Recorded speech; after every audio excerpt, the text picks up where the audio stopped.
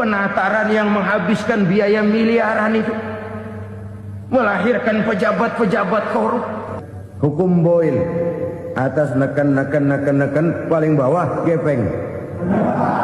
Ya kita nih rakyat kecil, emang nasibnya gepeng-gepeng terus. Saudara-saudara kaum muslimin rahimakumullah, dari 5 penyebab bencana ini kita ambil kesimpulan untuk sebuah renungan dan introspeksi kita bersama. Pertama, mengingkari janji, padahal janji itu yang lebih tinggi nilainya adalah di hadapan Allah Subhanahu wa taala. Baik wakil-wakil rakyat di parlemen maupun pemimpin-pemimpin rakyat di dalam kabinet, apabila memangku suatu jabatan, selalu mereka mengawali dengan sumpah, dan sumpah itu dimulai dengan demi Allah. Sadarkah kita pada saat itu kita ucapkan bahwa kita sudah mempertaruhkan Allah untuk jabatan yang kita pegang? Kita sudah mempertaruhkan nama Allah untuk posisi yang dipercayakan kepada kita. Sadarkah kita bahwa menyia-nyiakan itu satu dosa yang sangat besar, yang tidak hanya kepada Allah tetapi juga kepada rakyat yang kita wakili, kepada rakyat yang kita pimpin. Saudara-saudara kaum muslimin rahimakumullah, kita menyaksikan peristiwa-peristiwa yang memilukan dan memalukan. PHK terjadi di mana-mana, pengangguran meningkat, harga-harga membumbung tinggi, daya beli rakyat semakin lemah. Sementara di bidang politik, kejadian-kejadian memberikan indikasi bahwa persatuan dan kesatuan kita sebagai bangsa dewasa ini tengah berada dalam ujian yang berat. Pada jumpa kita kali ini, tanpa bermaksud untuk mencari kambing hitam dari bencana yang kita hadapi, saya ingin menyampaikan sebuah hadis yang diriwayatkan oleh Imam At-Tabarani dari Ibnu Abbas, bahwa Rasulullah sallallahu alaihi wasallam bersabda, "Khamsun bi khamsin." Ada 5 perkara yang dapat menimbulkan 5 macam bencana. Mari kita renungi hadis ini satu demi satu sebagai bahan introspeksi buat kita semua dalam menghadapi bencana yang tengah berlaku sekarang ini. Yang pertama, manaqasa qaumul ahda illa sullita alaihim aduwwuhum. Apabila suatu kaum sudah mengingkari janjinya, maka mereka pun akan dikuasai oleh musuh-musuh mereka. Sederhana saja nampak kalimat dalam hadis ini. Apabila orang sudah mengingkari janji, mereka akan dikuasai oleh musuh-musuh mereka sendiri. Dan musuh kita yang paling utama saat ini adalah kemiskinan dan kebodohan. Kenapa itu terjadi? Karena kita mengingkari janji kita sendiri. Di saat awal-awal berdirinya Orde Baru, kita pernah berjanji untuk melaksanakan Pancasila dan Undang-Undang Dasar 45 secara murni dan konsekuen. Kita berjanji bahwa kita akan menegakkan pemerintah yang bersih dan berwibawa. Itu semua pada permulaannya. Waktu demi waktu berjalan, kita lupa dengan janji yang kita ucapkan itu. Ketuhanan yang Maha Esa kita ucapkan, tapi kesetanan yang luar biasa yang kita lakukan. Kemanusiaan yang adil dan beradab yang kita dengungkan, tetapi kemanusiaan zalim dan biadab yang kita praktekkan. Sederhana saja saudara, hampir setiap pejabat pada posisi-posisi kunci, di awal-awal ia memangku jabatan itu, biasanya ia mengucapkan sumpah dengan lafaz demi Allah, bahwa dalam melaksanakan jabatan ini saya tidak akan menerima hadiah atau pemberian dalam bentuk apapun. Itu pada permulaannya. Lama-lama rupanya hadiah itu asik juga, mulai diterima. Lama-lama dirasa kurang, mulai menagih. Dan akhirnya terjadilah praktek yang disebut suap menyuap, semir menyemir, dan lain sebagainya. Kalau ini sudah menjadi kenyataan, bagaimana kita mau menegakkan pemerintah yang bersih dan berwibawa? Undang-Undang Dasar 45 menyatakan bahwa bumi, air, dan seluruh kekayaan negara dikelola oleh negara bagi sebesar-besar kemakmuran rakyat. Yang terjadi adalah bahwa kita merasa mewakili rakyat untuk menikmati harta dan kekayaan negara, sehingga rakyat banyak tidak bisa ikut menikmatinya. Menumpuklah harta itu sehingga terjadilah pepatah, gunung ditimbun, sumur digali. Yang kaya semakin kaya, yang miskin semakin terpuruk. Kita ingkar dengan janji yang kita ucapkan di awal-awal kita bergerak. Kita ingkar dengan janji pada saat kita mengatakannya dengan menyebut nama Allah, dengan mempertaruhkan nama Tuhan. Sehingga pada akhirnya jabatan pun mengalami tender. Sudah menjadi rahasia umum. Orang mau jadi lurah mesti mengeluarkan uang. Mau jadi camat mesti mengeluarkan uang. Mau jadi wali kota, bupati, bahkan gubernur, itu ada pasarannya. Secara logika, kalau orang memperoleh satu jabatan karena banyak mengeluarkan uang, tentu pada saat ia mengeluarkan uang, ia sudah punya pemikiran, modal pasti pulang, modal pasti kembali. Kalau orang memperoleh suatu jabatan karena banyak mengeluarkan uang, maka langkah pertama yang dia lakukan setelah memangku jabatan itu ialah bagaimana uang bisa kembali, bagaimana modal bisa pulang. Kalau modal sudah pulang, pikiran berikutnya bagaimana supaya dapat untung. Lalu kapan mau bekerja untuk kepentingan rakyat? Itu nomor 18. Kemudian kalau ada proyek-proyek besar, pertanyaannya ialah bukan apakah proyek ini bermanfaat bagi rakyat, apakah proyek ini layak untuk diteruskan. Tetapi yang jadi pertanyaan paling utama ialah bagian saya berapa duit dari proyek ini. Kita bisa lihat proyek, mega proyek lahan 1 juta hektar di Kalimantan Tengah, triliunan rupiah, dan proyek itu gagal.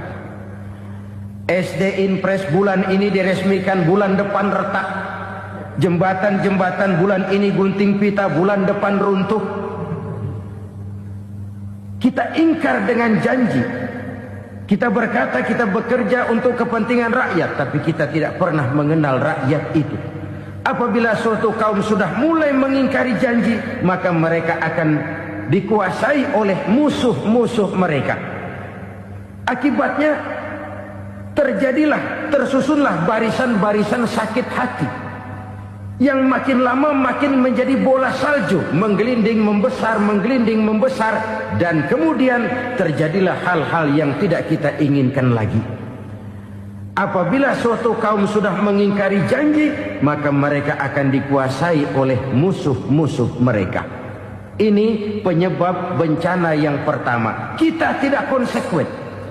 Tadinya kita dengan lantang teriak-teriak berantas korupsi, ganyang korupsi. Pada waktu kita belum mendapat kesempatan.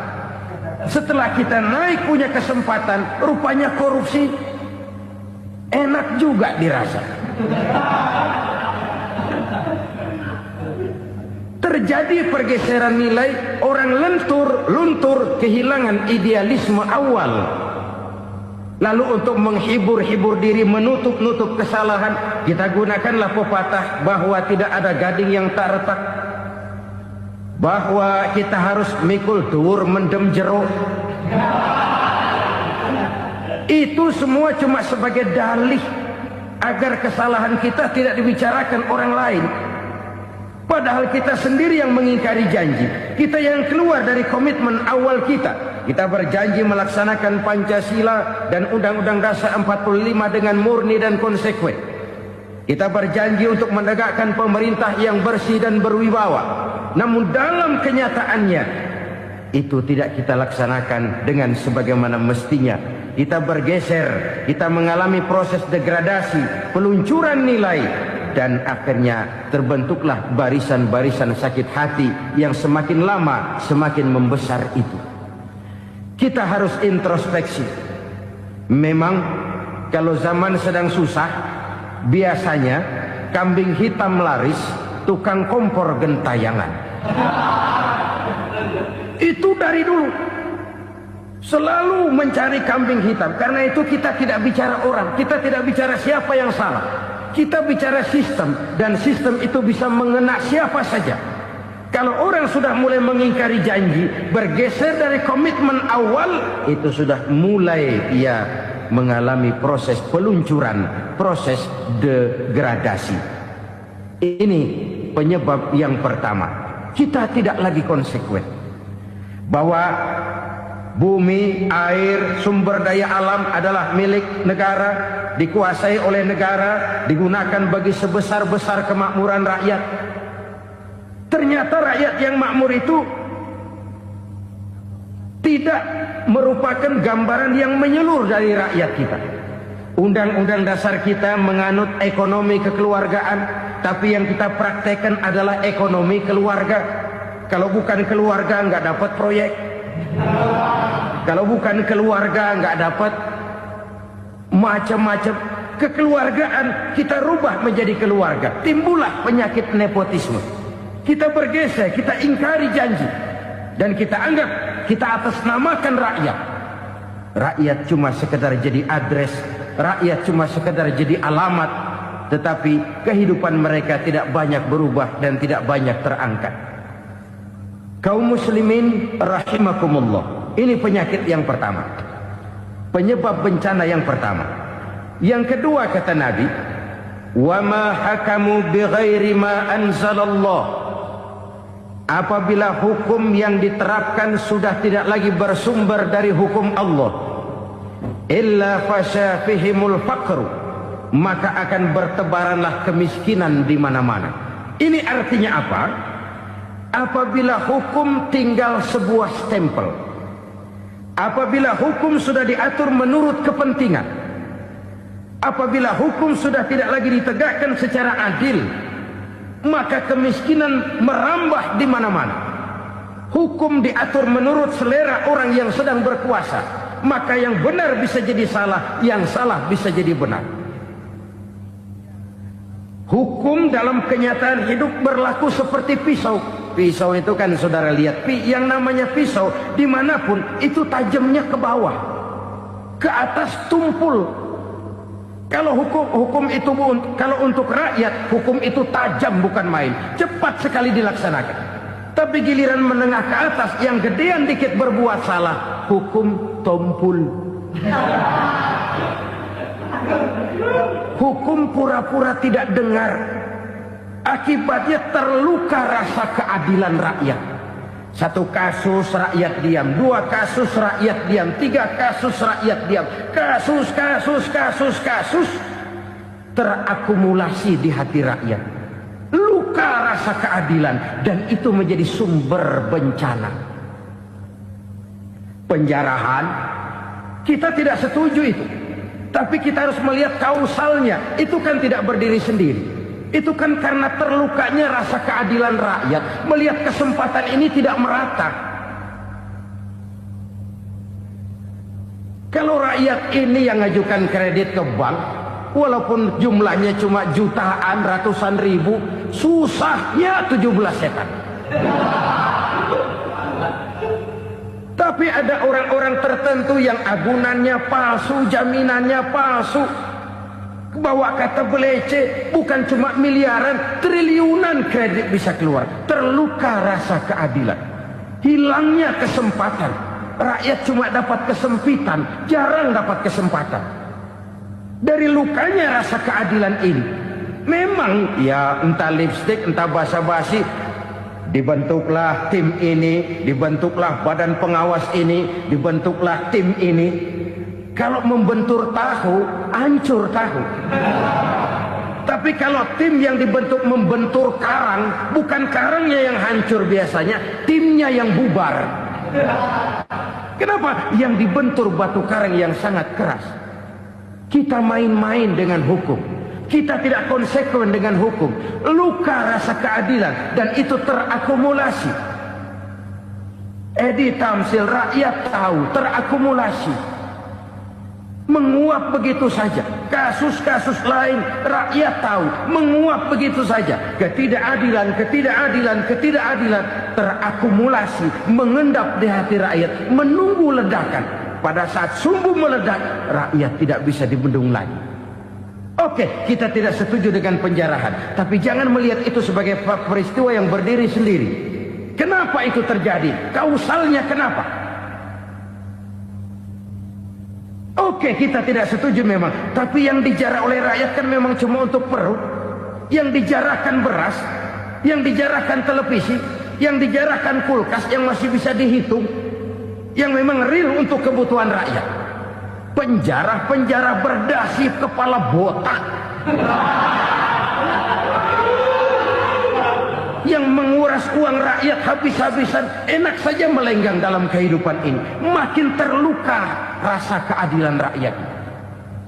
Apabila hukum yang diterapkan sudah menyimpang dari keadilan yang diajarkan Allah, fasyafihimul fakru, bertebaranlah kemiskinan. Aneh, memalukan, memilukan. Sebuah negara agraris yang katanya pulaunya hijau royo-royo, gemari palau jenawi toto tentem kertora harjo, yang tahun 93 pernah mendapat penghargaan dari FAO, Badan Pangan Sedunia, sebagai negara yang berhasil dalam swasembada pangan. Sekarang ini kita terpaksa betul beli beras dari Vietnam, beli beras ke Kamboja, beli kedelai dari Kamboja. Kenapa? Lahan sawah kita habis ditanami pabrik. Teknologi kita, teknologi loncatan yang non-applied, tidak terpakai oleh kita. Lantas lahan yang tidak bisa kita tanami, kita paksakan lahan-lahan gambut menjadi tanah pertanian yang subur dengan biaya triliunan, dan kita gagal. Kita cari jarum dan kapak hilang. Kita mau jadi negara industri dengan loncatan teknologi yang maju, kita lupakan pola pijak kita sebagai negara agraris, dan akhirnya kita kecolongan. Lihatlah dewasa ini. Rakyat kita antri sembako di mana-mana. Di sebuah negara agraris. Ketidakadilan melahirkan kemiskinan. Kemiskinan moral dan kemiskinan material. Kemiskinan moral, rakyat nggak percaya lagi sama pejabat. Rakyat mengalami krisis figur. Orang, alah lu ngomong dah sama ember.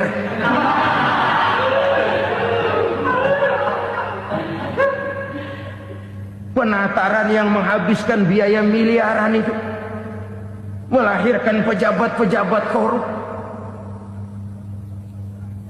Pengawasan yang menghabiskan biaya miliaran itu ternyata impoten, mandul. Kemiskinan moral. Jujur saya berkata, saudara-saudara, setelah pintu reformasi dibuka, itu yang masuk memang macam-macam. Ada yang memang punya tujuan murni, konsekuen dan punya konsep. Ada yang nunggu di tikungan. Begitu mobil lewat nyamber pintu, berangkat ikut reformasi. Ada yang memanfaatkan momentum mumpung untuk nyampein unek-unek, ngerti nggak, pokoknya ngomong. Sehingga keadaan semakin rancu, kebingungan semakin menjadi-jadi, masalah yang paling urgen tidak terselesaikan. Sekarang ini orang berpikir mendingan jadi pala ular daripada jadi buntut macan. Buntut macan memang hebat macan, tapi kalau buntutnya cuma ugel-ugel di belakang buat apa? Mendingan jadi pala ular, kecil juga nyaplok. Artinya, ya biar kecil juga kalau punya partai kan gagah. Lalu rame-rame bikin partai kayak bikin arisan. Orang makin mengalami dislokasi. Semua mau jadi pahlawan, semua mau nomor satu, semua ngomong. Iya kalau bidangnya, kalau bukan makin rancu. Marilah lewat kesempatan ini saya mengajak kita untuk tahu diri. Biarkan politisi ngomong politik, biarkan ekonom menata ekonomi, biarkan praktisi bicara soal hukum, biarkan rakyat munajat, istighfar, mohon pertolongan Allah. Tahu diri kita. Kalau memang ayam, kukuruyuk aja dah. Kalau memang kucing, ayo ngeong. Kalau kambing, silahkan ngembe. Udah tahu ayam, ngeong bunyinya. Suaranya palas, orang nggak ngerti, bingung makin menjadi-jadi. Ibarat kesebelasan sepak bola bangsa kita sekarang ini, rame-rame mau bikin gol, kiper ikut nyerang sekarang. Memilukan dan bahkan memalukan. Wa ma hakamu bighairi ma anzalallah illa fasha fihimul fakru. Kalau hukum yang diterapkan sudah menyimpang dari keadilan yang diajarkan Allah, bertebaranlah kemiskinan di mana-mana. Coba sekarang ini, yang punya duit bingung, apalagi yang kagak punya duit. Yang pengusaha gede ngeluh, apalagi yang pengusaha pas-pasan. Yang kagak punya beras, yang punya beras saja masih bingung, apalagi yang nggak punya beras. Ini sudah demikian merata.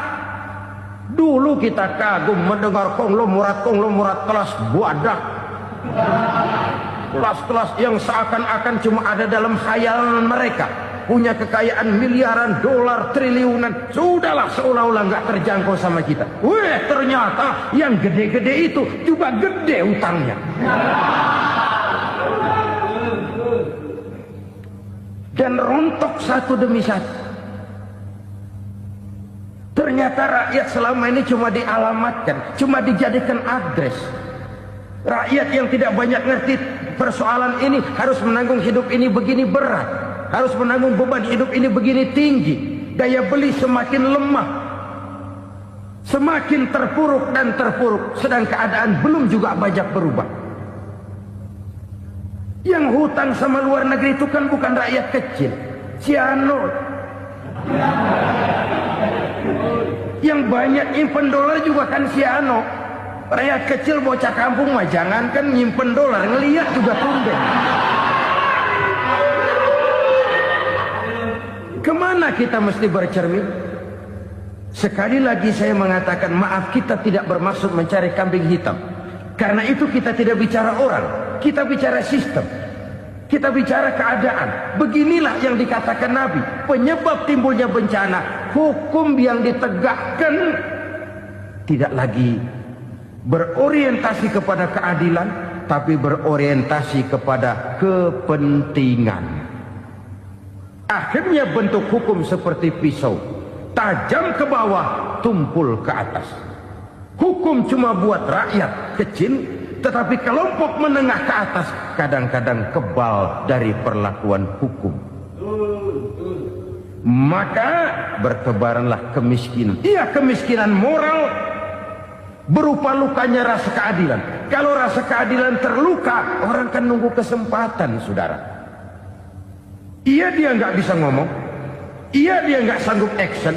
Iya, dia nggak bisa tunjuk rasa, tapi hatinya kan kapan ada kesempatan, kapan ada waktu, tunggu. Hatinya mesti begitu. Sehingga begitu ada kesempatan, terjadilah hal-hal yang tidak terhindarkan. Dan itu ekses, bukan reformasi. Jangan seperti sebuah dialog saya dengan seorang abang beca. Saya bertanya, bang, ya, abang tahu nggak reformasi? Tahu. Ustaz, apa? Pembakaran. Terus penjarahan. Lalu perkosaan. Itu reformasi. Itu yang saya lihat. Nah, itu yang dia lihat. Saya tentu tidak menyalahkan abang beca kita, karena memang itu yang dia lihat dan sejauh itu wawasannya. Tapi ini indikasi bahwa banyak rakyat kita yang belum bisa menggunakan kebebasan secara bertanggung jawab. Padahal kebebasan tanpa tanggung jawab tirani. Sebuah contoh gampang-gampangan. Saya beli radio, saya setel di kamar saya, lalu saya bilang, ini radio gue. Yang beli gue, pakai duit gue setel di kamar gue, sekeras-kerasnya, gak ada urusan sama orang lain. Itu kata saya. Tetapi tetangga saya sebelah rumah kan boleh juga ngomong begitu. Kata tetangga saya, ini mata gue, yang ngantuk gue tidur di kamar gue. Kenapa suara radio lu nyampe kemari? Artinya apa ini? Kebebasan saya nyetel radio dibatasi oleh kebebasan tetangga saya yang mau tidur. Tidak ada kebebasan mutlak. Kebebasan mutlak tanpa tanggung jawab kembali akan melahirkan tirani, kembali akan melahirkan pemaksaan kehendak. Dan itu lagi-lagi bukan demokrasi. Saudara-saudara kaum muslimin rahimakumullah. Ini penyakit yang kedua, lukanya rasa keadilan, terutama di kalangan rakyat kecil. Itu mengendap menjadi akumulasi dan menunggu giliran kapan bisa dimuntahkan. Dengan kata lain, rakyatnya udah banyak banget makan yang perutnya jadi enak, nyelam. Kapan nunggu muntahnya? Udah begini banyak akumulasi yang mereka pendam di perut ini, sehingga ketika terjadi kesempatan itu sudah tidak terkendalikan lagi. Kita out of control. Saya tidak mentolerir sikap-sikap kekerasan. Bahkan saya lebih cenderung bahwa kalau di rumah kita banyak tikusnya saja racuni, jangan rumah dibakar. Bahwa ada korupsi, ya, ada kolusi, memang ada nepotisme, tentu. Tetapi tikusnya saja racuni. Jangan rumah dibakar. Masa mau ngusir tikus bakar rumah? Tikusnya lari, tikusnya selamat, rumahnya ewes-ewes.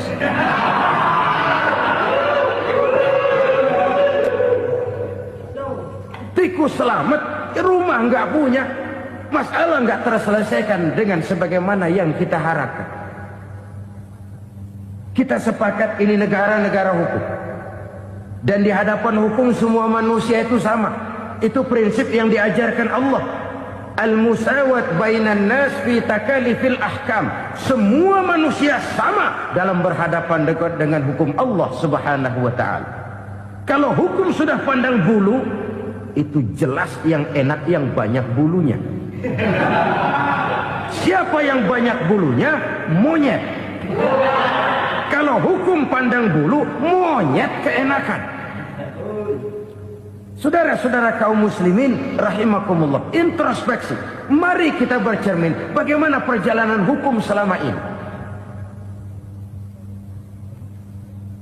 Kalau introspeksi ini kita temukan, lalu ada upaya untuk memperbaiki diri.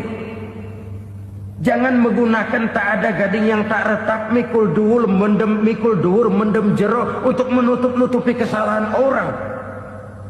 Padahal kesalahan itu sedemikian besar. Padahal rakyat kita tiap hari antri sembako. Ada yang sehari sekali makan. Ada yang makan sudah bercampur tiwul. Ada yang nasi sudah dicampur pisang, balik jadi orok lagi. Macam-macam upaya rakyat untuk menangsal perut ini. Lalu rakyat ditenang-tenangkan, lebih baik puasa Senin Kemis sambil menghadapi krisis ekonomi. Kenapa rakyat yang disuruh puasa? Kenapa bukan pejabatnya yang puasa lebih dulu untuk kemakmuran rakyat?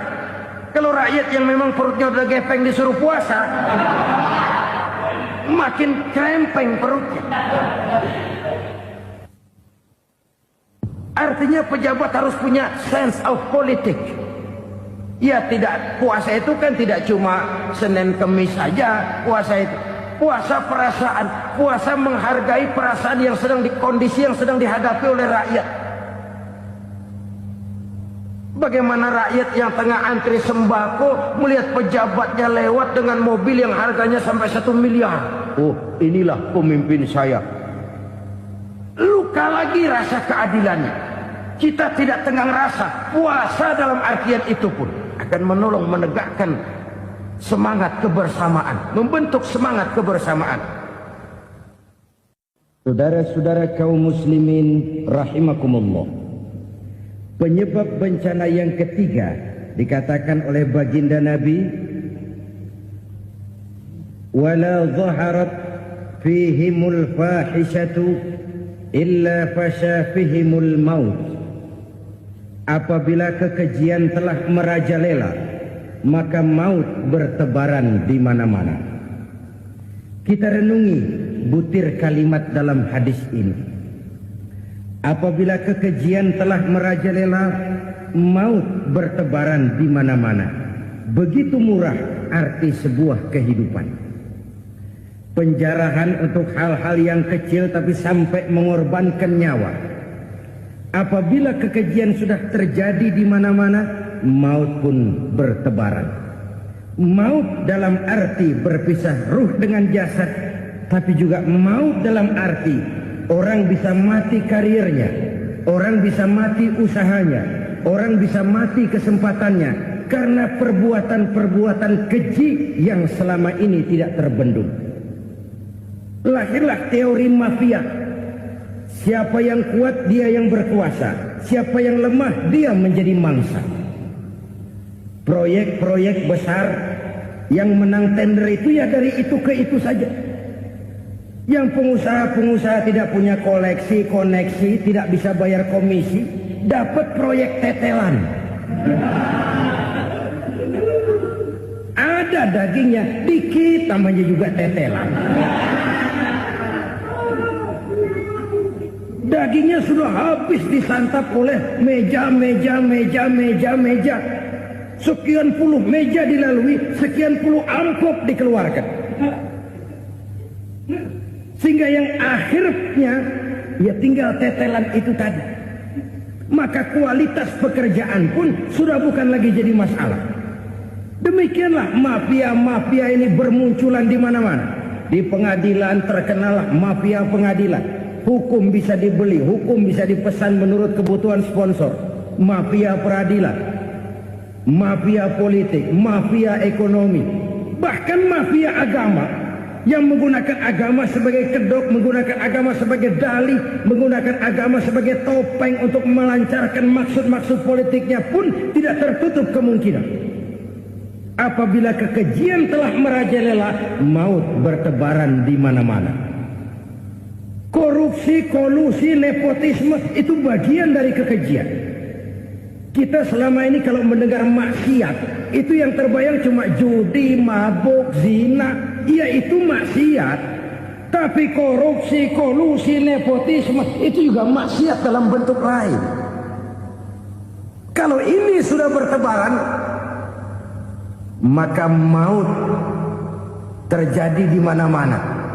Jangan bayangkan cuma mati orangnya, itu sih kewajiban. Yang menyakitkan itu orangnya masih hidup tapi dibikin mati. Karirnya mati. Kenapa? Karena yang diperlukan bukan cuma orang pinter tapi orang taat. Biar pinter, kalau nggak taat minggir. Biar bodoh, kalau taat bisa nyenangin atasan, bisa nyemur. Kumaha juragan wae ayeuna mah.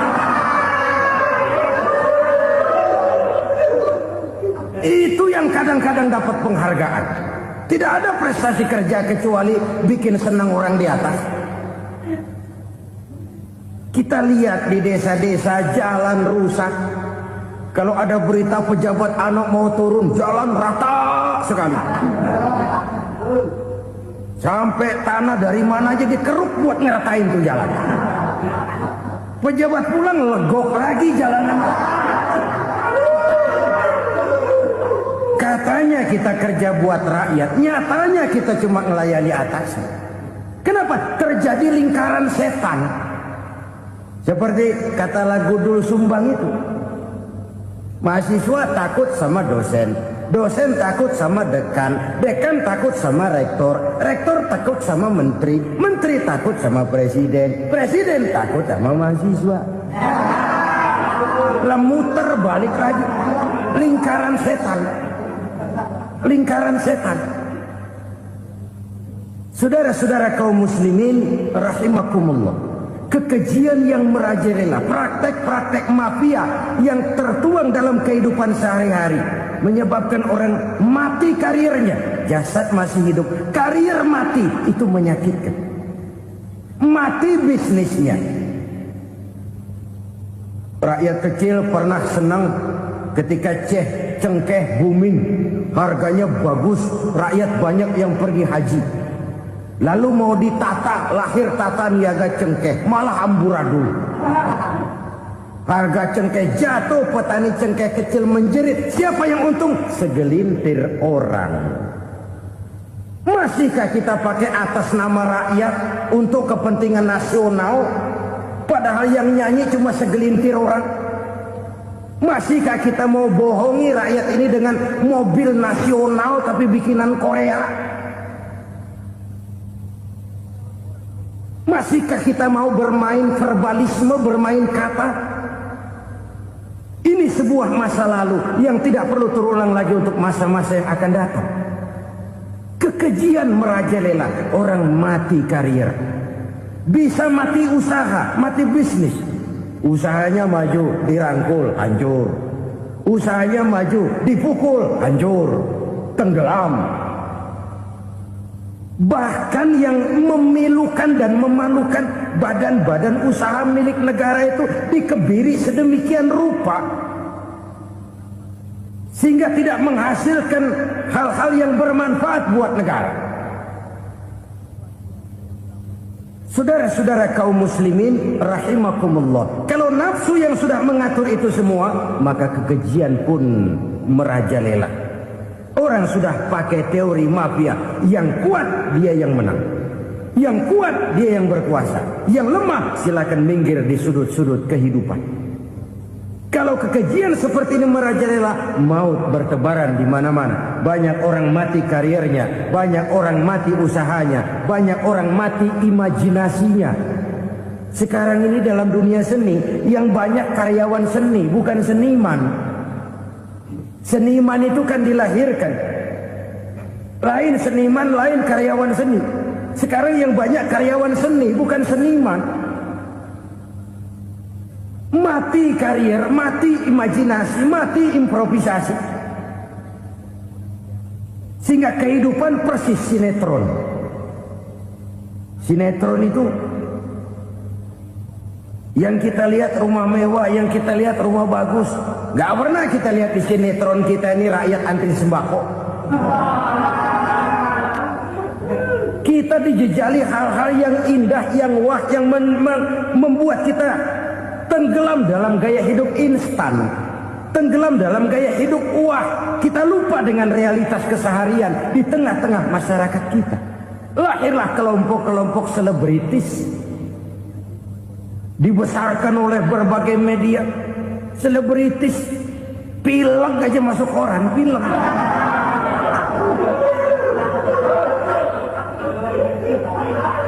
Rakyat yang pingsan antri beras nggak masuk koran. Rakyat yang semaput antri minyak nggak masuk koran. Selebritis panok masuk koran.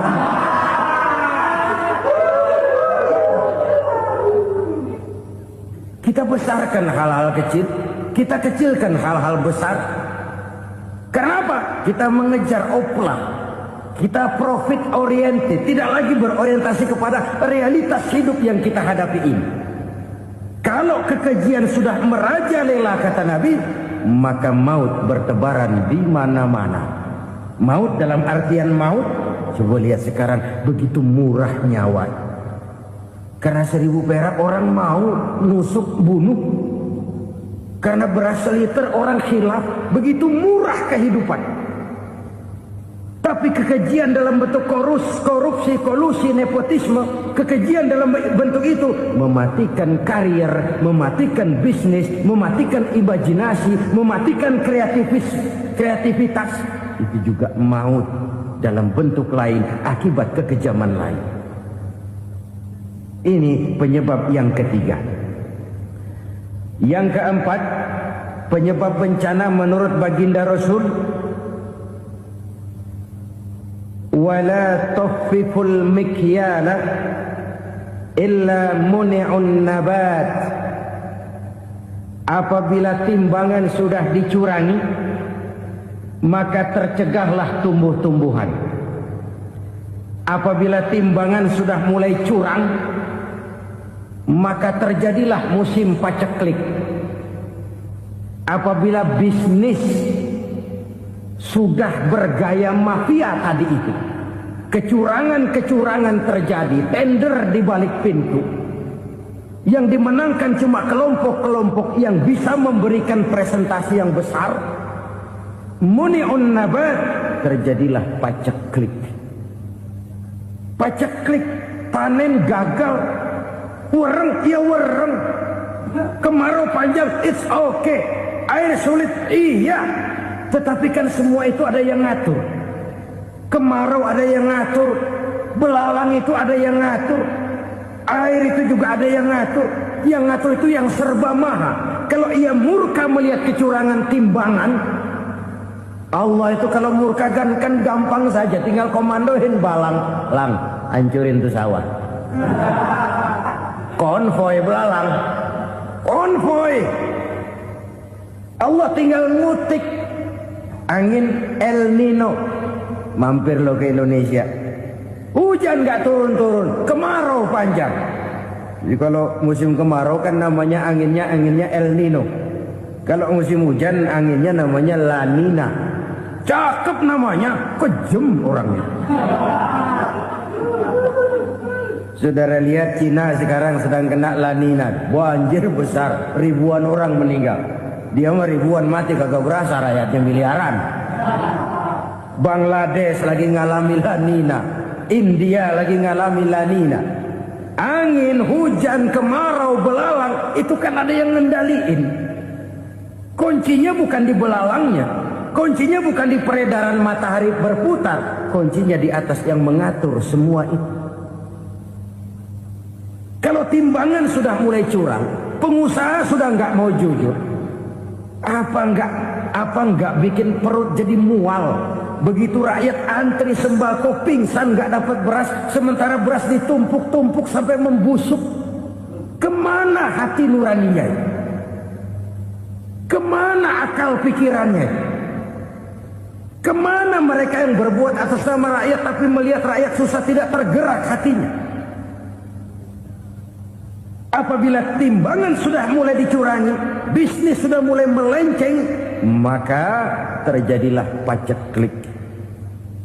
Sebuah negara yang berhasil dalam swasembada pangan, lalu sekarang menjadi negara yang rakyatnya antri untuk memperoleh kebutuhan pangan. Saudara-saudara kaum muslimin rahimakumullah, ini intinya adalah kecurangan. Kalau kecurangan sudah terjadi di mana-mana, dan ini milik siapa saja, bukan soal tempat, bukan soal jabatan, soal manusianya, SDM-nya. Kecurangan tidak cuma terjadi di kantor, di masjid bisa terjadi kecurangan. Korupsi tidak hanya bisa terjadi di kantor, di madrasah bisa ada korupsi. Faktor manusianya, ini soal SDM. Kecurangan yang besar, tentu besar lagi kerugiannya. Kecurangan yang kecil, kecurangan sehari-hari, pedagang-pedagang kecil ngurangi timbangan, barang yang buruk dikatakan baik, yang baik dikatakan buruk, itu merugikan perorangan. Kecurangan yang besar merugikan bangsa dalam bentuk total, dalam bentuk seutuhnya. Nah, kecurangan-kecurangan seperti ini rakyat kan lihat, rakyat kan tahu, dan itu kembali terakumulasi di sini, pegel. Dan jangan lupa, rakyat yang nggak ngomong itu, rakyat yang nggak bersuara itu, batinnya menjerit, jeritannya menggoncang aras, dan itu didengar Allah. Yadullah fauqal jamaah, kata Nabi. Tangan Tuhan di atas orang banyak. Jeritan hati rakyat menggoncang aras. Rakyat yang terlalu banyak dizolimi, rakyat yang terlalu banyak dirugikan, ya rakyat yang terlalu banyak di atas namakan, menjerit batinnya, menggoncang aras, dan Allah bisa menggerakkan apa saja untuk membuat satu situasi. Allah bisa menggerakkan apa saja untuk membuat satu situasi. Saudara-saudara kaum muslimin rahimakumullah, ini faktor yang ketiga, timbulnya kecurangan. Faktor yang keempat maksud saya. Yang kelima, penyebab timbulnya bencana menurut baginda Nabi, wala muni'uz zakat wala muni'uz zakat illa hubbisa anhumul qatr. Apabila zakat enggan dibayar, maka tercegahlah qatrun. Qatrun ini kalau bahasa kita sembako. Maka tercegahlah kebutuhan-kebutuhan yang kita perlukan. Nih, kita tidak meragukan bahwa yang kita tuju adalah masyarakat yang adil dalam kemakmuran dan makmur dalam keadilan. Nah, antara kemakmuran dan keadilan ini memang sering tidak bisa berjalan seiring. Pada saat kemakmuran kita kejar, ekonomi kita pacu, ada nilai-nilai keadilan yang tertinggal. Pada saat nilai keadilan kita tegakkan benar-benar, ada unsur-unsur kemakmuran yang terabaikan. Oke, kita bisa mengatakan kasus. Oke, kita bisa mengatakan itu sebagian kecil. Tapi kalau sebagian kecil, lama-lama kan jadi sebagian besar. Oke, kita mengejar kemakmuran. Pertanyaannya, kemakmuran untuk siapa?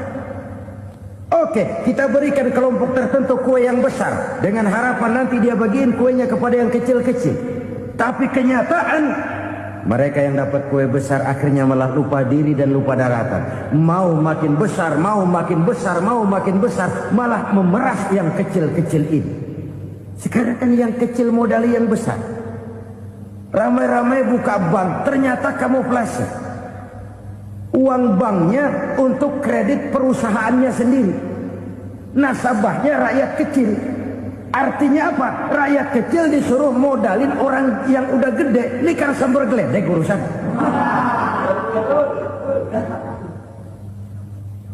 Ini kan permainan apa lagi? Rakyat kecil suruh modali yang gede. Nasabahnya rakyat kecil, kumpulkan uangnya di bank, kucurkan kredit kepada perusahaannya sendiri. Bukankah itu rakyat kecil suruh modali yang gede?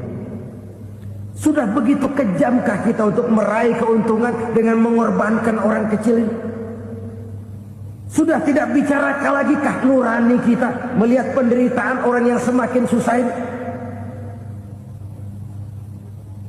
Kalau zakat enggan dibayar, padahal zakat 2,5% saja, 2,5% saja. Kalau itu pun enggan, kalau zakat saja enggan, bagaimana pula yang namanya sedekah, bagaimana pula yang namanya infak, bagaimana pula yang namanya santunan, bantuan. Kadang-kadang lipstick nyumbang si nyumbang, cuman nyolongnya lebih gede. Ini namanya sumbangan lipstick. Buat lipstick itu kan buat ngumpetin bibir pucat. Itu fungsi utama lipstick. Buat ngumpetin korupsinya, nyumbang kegiatan-kegiatan sosial, tapi yang dia korup lebih gede dari yang dia sumbangin. Lipstick kamuflase, nepu kata anak sekarang.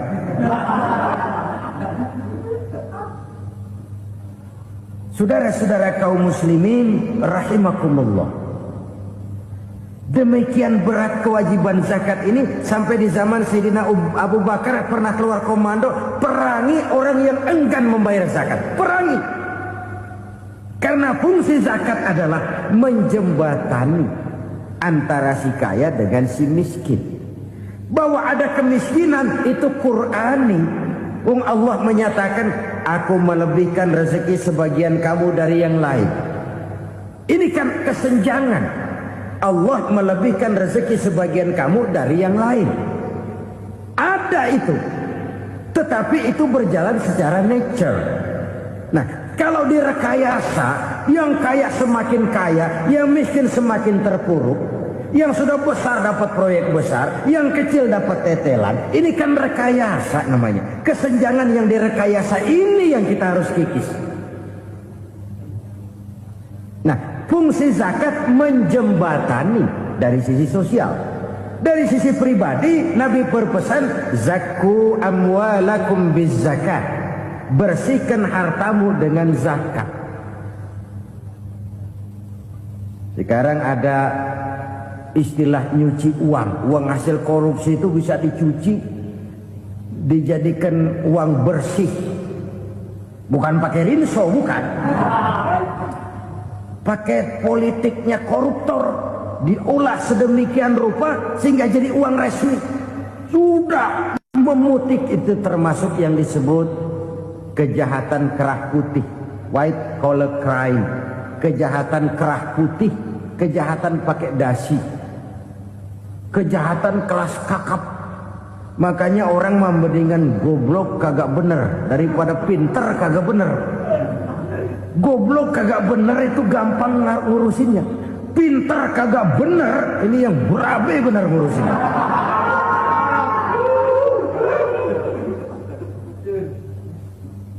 Kita bukan cuma perlu orang pinter kok di zaman sekarang. Kita perlu orang-orang benar, yang punya komitmen, yang sesuai kata dan perbuatan, yang bisa merasakan apa yang dirasakan oleh rakyat, yang punya sense of politik yang tinggi, yang peka, yang penuh keterbukaan, yang punya wawasan dan pandangan jauh ke depan.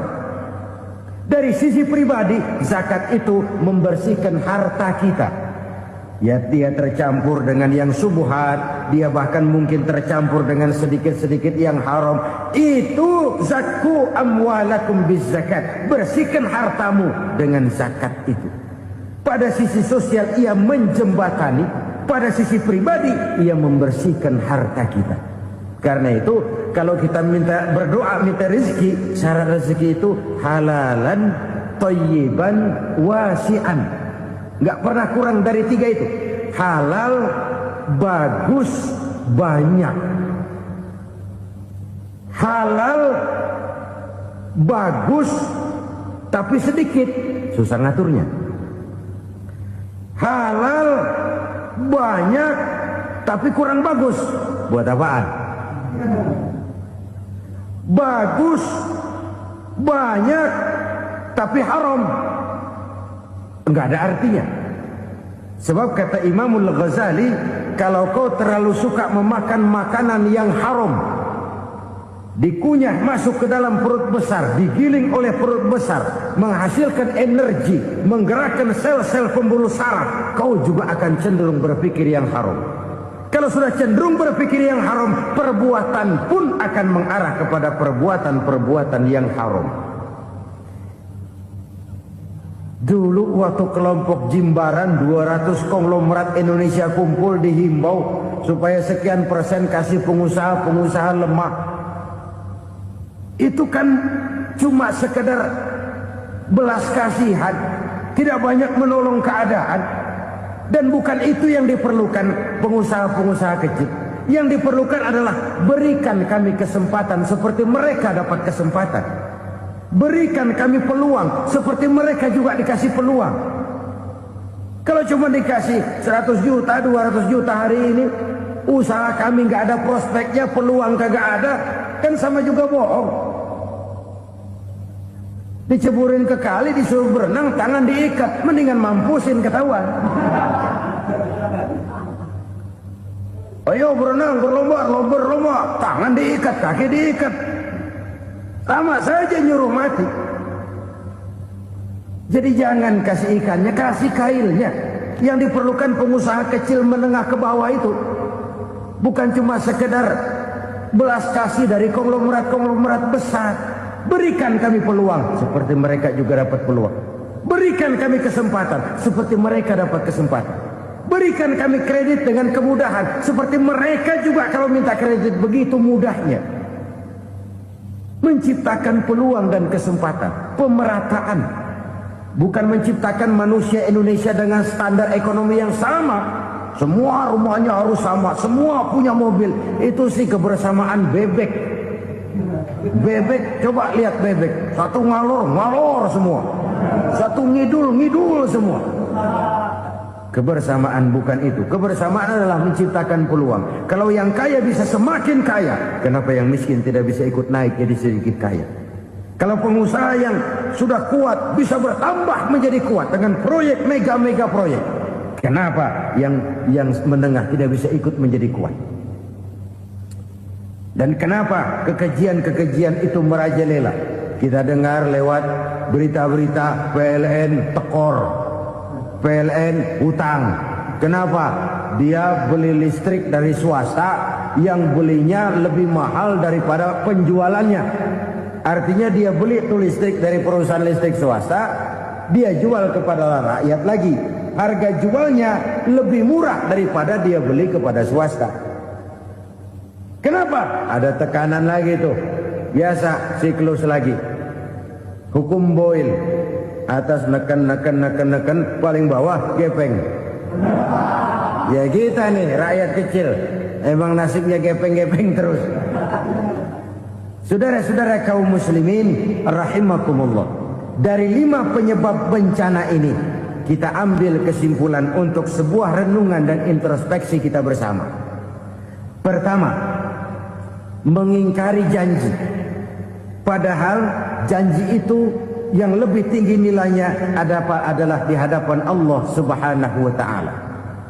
Baik wakil-wakil rakyat di parlemen maupun pemimpin-pemimpin rakyat di dalam kabinet, apabila memangku suatu jabatan, selalu mereka mengawali dengan sumpah, dan sumpah itu dimulai dengan demi Allah. Sadarkah kita pada saat itu kita ucapkan bahwa kita sudah mempertaruhkan Allah untuk jabatan yang kita pegang? Kita sudah mempertaruhkan nama Allah untuk posisi yang dipercayakan kepada kita. Sadarkah kita bahwa menyia-nyiakan itu satu dosa yang sangat besar, yang tidak hanya kepada Allah tetapi juga kepada rakyat yang kita wakili, kepada rakyat yang kita pimpin. Saudara-saudara kaum muslimin rahimakumullah, kita menyaksikan peristiwa-peristiwa yang memilukan dan memalukan. PHK terjadi di mana-mana, pengangguran meningkat, harga-harga membumbung tinggi, daya beli rakyat semakin lemah. Sementara di bidang politik, kejadian-kejadian memberikan indikasi bahwa persatuan dan kesatuan kita sebagai bangsa dewasa ini tengah berada dalam ujian yang berat. Pada jumpa kita kali ini, tanpa bermaksud untuk mencari kambing hitam dari bencana yang kita hadapi, saya ingin menyampaikan sebuah hadis yang diriwayatkan oleh Imam At-Tabarani dari Ibnu Abbas, bahwa Rasulullah sallallahu alaihi wasallam bersabda, khamsun bi khamsin, ada 5 perkara yang dapat menimbulkan 5 macam bencana. Mari kita renungi hadis ini satu demi satu sebagai bahan introspeksi buat kita semua dalam menghadapi bencana yang tengah berlaku sekarang ini. Yang pertama, manaqasa qaumul ahda illa sullita alaihim aduwwuhum. Apabila suatu kaum sudah mengingkari janjinya, maka mereka pun akan dikuasai oleh musuh-musuh mereka. Sederhana saja nampak kalimat dalam hadis ini. Apabila orang sudah mengingkari janji, mereka akan dikuasai oleh musuh-musuh mereka sendiri. Dan musuh kita yang paling utama saat ini adalah kemiskinan dan kebodohan. Kenapa itu terjadi? Karena kita mengingkari janji kita sendiri. Di saat awal-awal berdirinya Orde Baru, kita pernah berjanji untuk melaksanakan Pancasila dan Undang-Undang Dasar 45 secara murni dan konsekuen. Kita berjanji bahwa kita akan menegakkan pemerintah yang bersih dan berwibawa. Itu semua pada permulaannya. Waktu demi waktu berjalan, kita lupa dengan janji yang kita ucapkan itu. Ketuhanan yang Maha Esa kita ucapkan, tapi kesetanan yang luar biasa yang kita lakukan. Kemanusiaan yang adil dan beradab yang kita dengungkan, tetapi kemanusiaan zalim dan biadab yang kita praktekkan. Sederhana saja saudara, hampir setiap pejabat pada posisi-posisi kunci, di awal-awal ia memangku jabatan itu, biasanya ia mengucapkan sumpah dengan lafaz demi Allah, bahwa dalam melaksanakan jabatan ini saya tidak akan menerima hadiah atau pemberian dalam bentuk apapun. Itu pada permulaannya. Lama-lama rupanya hadiah itu asik juga, mulai diterima. Lama-lama dirasa kurang, mulai menagih. Dan akhirnya terjadilah praktek yang disebut suap menyuap, semir menyemir, dan lain sebagainya. Kalau ini sudah menjadi kenyataan, bagaimana kita mau menegakkan pemerintah yang bersih dan berwibawa? Undang-Undang Dasar 45 menyatakan bahwa bumi, air, dan seluruh kekayaan negara dikelola oleh negara bagi sebesar-besar kemakmuran rakyat. Yang terjadi adalah bahwa kita merasa mewakili rakyat untuk menikmati harta dan kekayaan negara, sehingga rakyat banyak tidak bisa ikut menikmatinya. Menumpuklah harta itu sehingga terjadilah pepatah, gunung ditimbun, sumur digali. Yang kaya semakin kaya, yang miskin semakin terpuruk. Kita ingkar dengan janji yang kita ucapkan di awal-awal kita bergerak. Kita ingkar dengan janji pada saat kita mengatakannya dengan menyebut nama Allah, dengan mempertaruhkan nama Tuhan. Sehingga pada akhirnya jabatan pun mengalami tender. Sudah menjadi rahasia umum. Orang mau jadi lurah mesti mengeluarkan uang. Mau jadi camat mesti mengeluarkan uang. Mau jadi wali kota, bupati, bahkan gubernur, itu ada pasarannya. Secara logika, kalau orang memperoleh satu jabatan karena banyak mengeluarkan uang, tentu pada saat ia mengeluarkan uang, ia sudah punya pemikiran, modal pasti pulang, modal pasti kembali. Kalau orang memperoleh suatu jabatan karena banyak mengeluarkan uang, maka langkah pertama yang dia lakukan setelah memangku jabatan itu ialah bagaimana uang bisa kembali, bagaimana